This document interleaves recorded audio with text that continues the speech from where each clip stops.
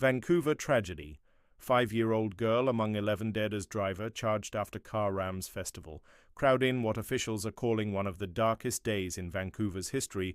A beloved community festival was shattered by horror on Saturday night when a vehicle plowed through a crowd of festival-goers, killing at least 11 people, including a 5-year-old girl, and injuring dozens more.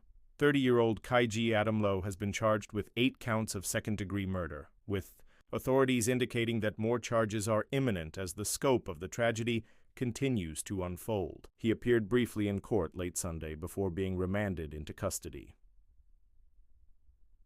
A night of celebration turns to chaos. The Lapu Lapu Day Festival, a cherished annual celebration for Vancouver's thriving Filipino community, drew as many as 100,000 tatas, attendees to East 43rd Avenue and Fraser Street in the city's bustling South End. Families, children, and elders gathered to honor Lapu Lapu, a Filipino national hero celebrated for his resistance against Spanish colonization in the 16th century. Festivities included live music, traditional dance performances, Filipino food vendors, and cultural exhibits. But as night fell, joy turned into unspeakable tragedy. At approximately 8:14 p.m. local time, 03:14 GMT, witnesses reported a black SUV accelerating along East 43rd Avenue, plowing directly into crowds gathered near food trucks.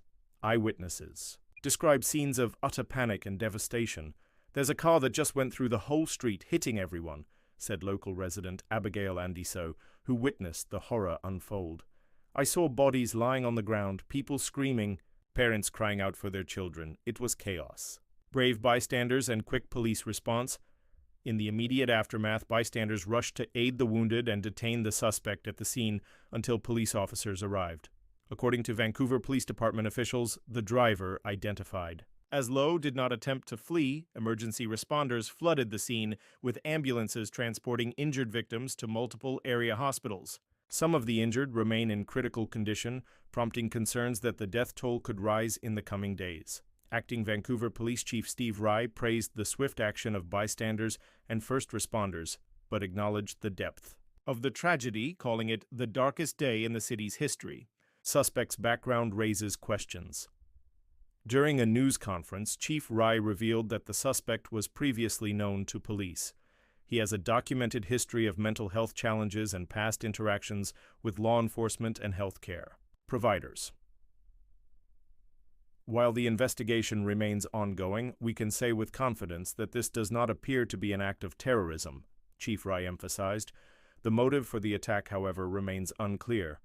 Officials noted that there were no active threats against the festival before the incident.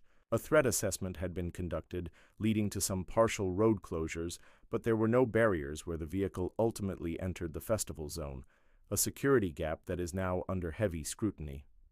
Chief Rye called the incident a watershed moment for Vancouver, pledging a comprehensive review of public safety procedures for large community events going forward. Heartbreak in the Filipino-Canadian community. The Vancouver Filipino community, one of the largest in Canada, with over 140,000 residents of Filipino descent, has been left devastated. RJ Aquino, head of the Filipino-BC organization, struggled to contain his emotions while addressing reporters on Sunday. "Saturday night was extremely difficult, and the pain from this tragedy will linger for years," he said. "There's a lot of fear, grief, and unanswered questions within our community right now." Aquino recounted the widespread panic among residents as they desperately tried to reach family and friends after hearing about the attack. "I don't think my phone has ever buzzed that much. Everyone was calling, texting, trying to make sure their loved ones were safe." Throughout Sunday, mourners visited the scene to lay flowers, light candles, and offer prayers.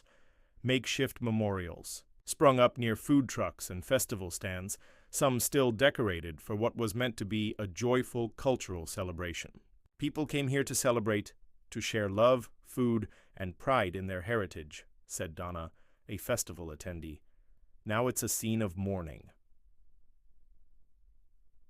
Political leaders respond with mourning and solidarity. The tragedy reverberated beyond Vancouver, shaking the entire nation just as Canada's federal election loomed. Prime Minister Mark Carney immediately suspended his campaign activities. Addressing the nation in a televised speech, Carney said he was heartbroken and devastated, and called for unity and compassion during this painful time. Carney traveled to Vancouver Sunday evening, where he lit a candle at the site of the attack, and stood silently alongside grieving community members. He later attended a church service where he met the families of victims, offering condolences and support. "No words can ever undo this pain," Carney said, "but know that Canada grieves with you." Opposition leader Pierre Poilievre also made an unscheduled stop in Mississauga, a Toronto suburb with a large Filipino population. Accompanied by his wife, Anaida Poilievre, he expressed condolences and promised support to the community. "We stand with you. We share your sorrow," he said during a visit to a local church.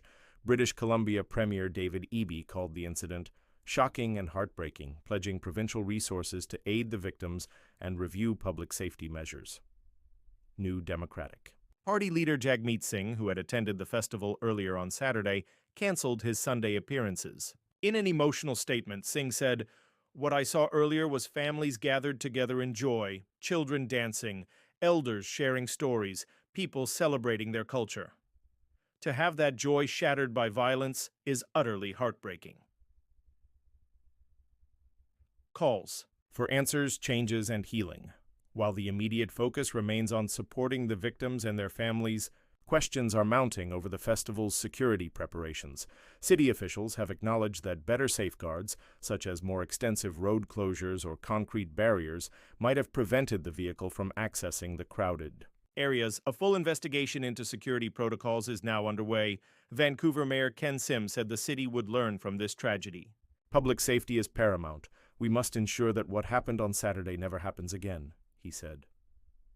A city united in grief as Vancouver grapples with the aftermath of this unimaginable loss, the outpouring of grief and solidarity continues. To grow, thousands have pledged donations to assist victims' families. Vigils and memorial services are being organized across British Columbia, and counseling services have been offered to those affected. The Lapu Lapu Day Festival, meant to celebrate resilience, now becomes a solemn reminder of it, a testament to a community's strength in the face of heartbreaking tragedy. As investigations continue and families mourn, one message echoes across Vancouver: they will not be broken.